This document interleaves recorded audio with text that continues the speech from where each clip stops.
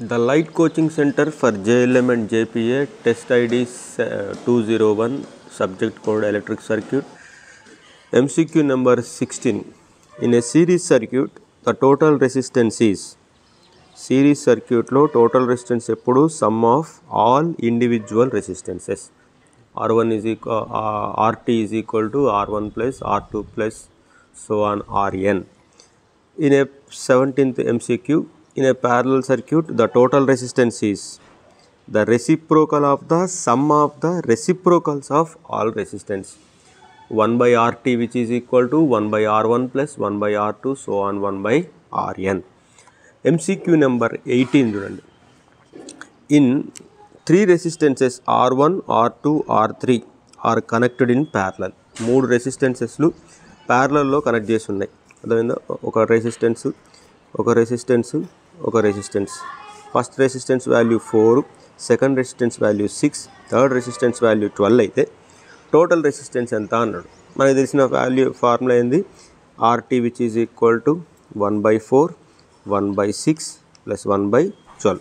అన్నీ సరి సంఖ్యలే కాబట్టి 12 తీసేసుకుంటే LCM 4 3 times 3 plus 2 plus 1 which is equal to 6/12.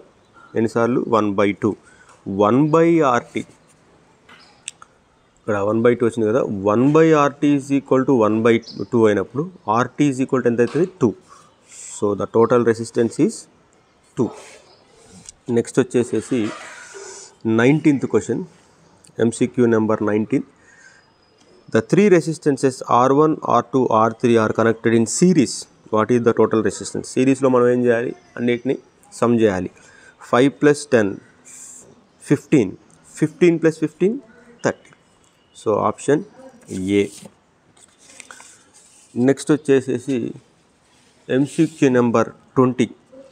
When all inductors are connected in series, the total inductance is sum of the all inductance. ఇండక్టెన్స్కి రెసిస్టెన్స్కి ఒకటే, అవి సిరీస్లో ఎప్పుడు సమ్ అవుతాయి.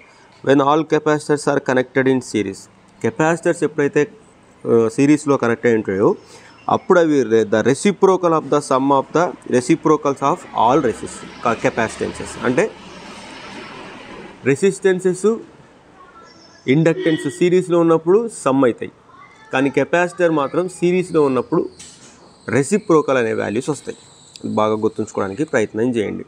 అర్థమైందా. MCQ number 12. In parallel connection inductors the total inductance is reciprocal of the. అర్థమైందా. Thank you.